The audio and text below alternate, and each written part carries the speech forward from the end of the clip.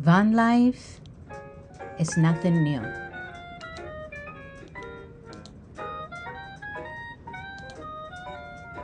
This isn't a new way of living. It's an old one, rediscovered. For generations, women have traveled these roads in search of something real. Some were escaping, some were exploring, and some were simply surviving.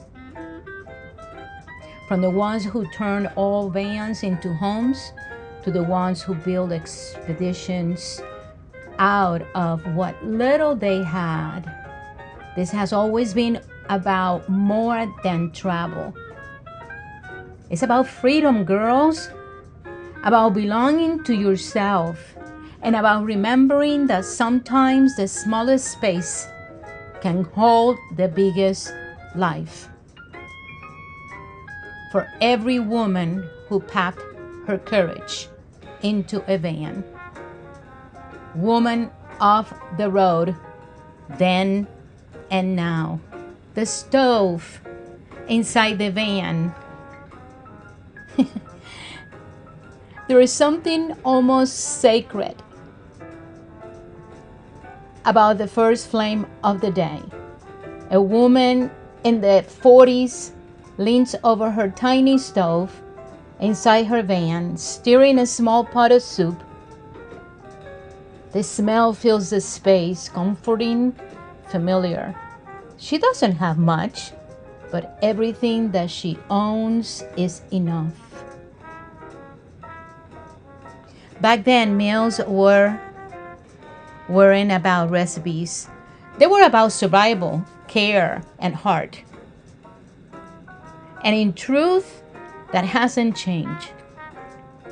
Even now, when I cook in my little van, I feel her there, reminding me that love is the best ingredient of all.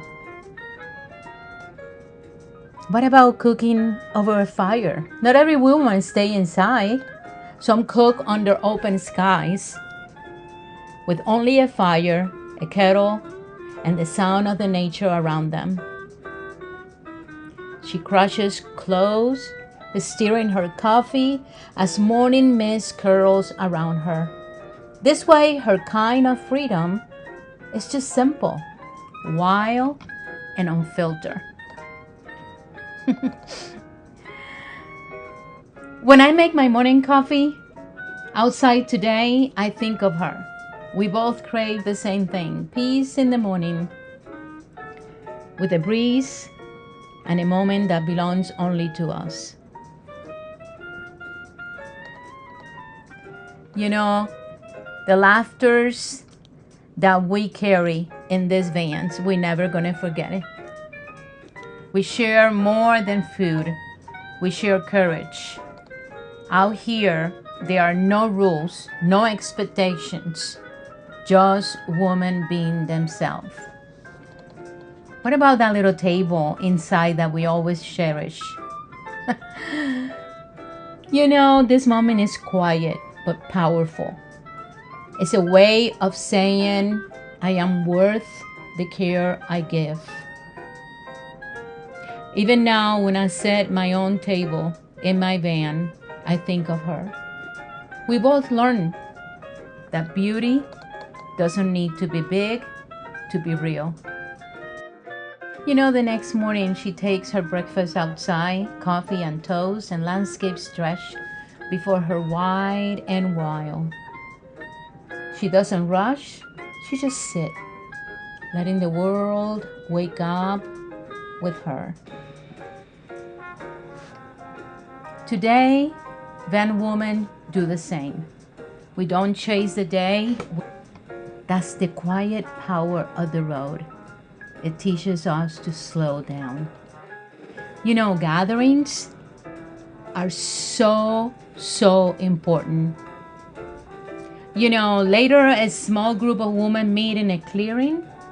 Their vans are parked in a circle and their laughter filling the air. They share food, trade supplies, offer stories from the road. This was their sisterhood, built not by blood, but by bravery. Women on the road still find each other today, through campgrounds, rest stops, or online. The details change, but the love didn't.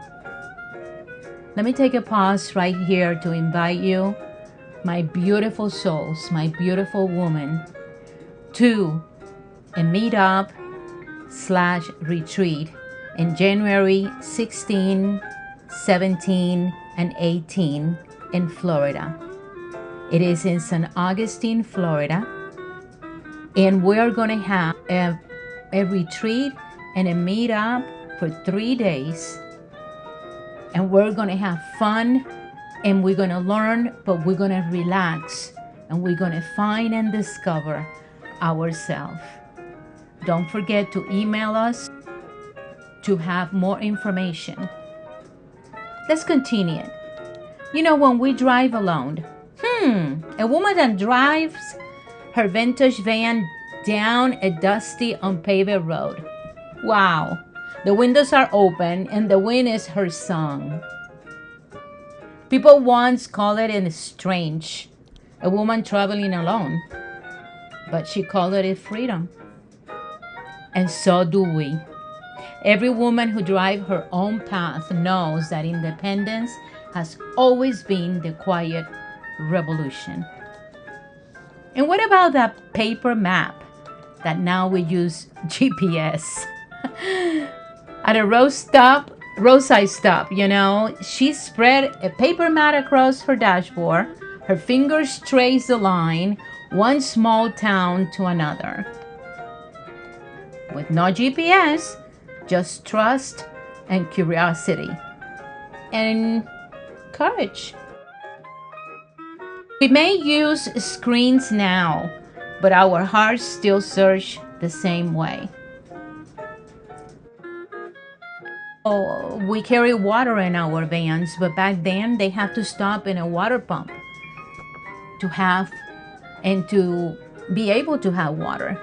She stopped near a hand pump, filled her jug, one slow pull at a time. Her arms ached, but she smiled. Every drop means strength, earned, not given. It reminds me that freedom has always meant doing for yourself. There is pride in that, in knowing I can take care of myself. What about you? Do you feel that you can take care of yourself? What about hanging laundry in the wind? She hung her laundry on a line strung between her van and a tree. A fabric danced in the wind like prayers, flags. Is that awesome? Each piece tells a story of miles driven, mornings survived, and dreams kept alive. Even now, when I hang my towel to dry outside my van, I feel her spirit. She reminds me that simple things, clean clothes, fresh air, quiet moments are not small. They are everything. These were the women who started it all. The quiet travelers, the dreamers, the strong ones who live by heart, not by rules. As the decades change, we still follow their paths. 1 mile, 1 moment, 1 act of freedom at a time. I just wanted to remind you to stay tuned and subscribe if you want to take this journey, because this is just part 1 of 5 parts of this beautiful, beautiful reminding that this is nothing new. This is actually the old and the new means the same.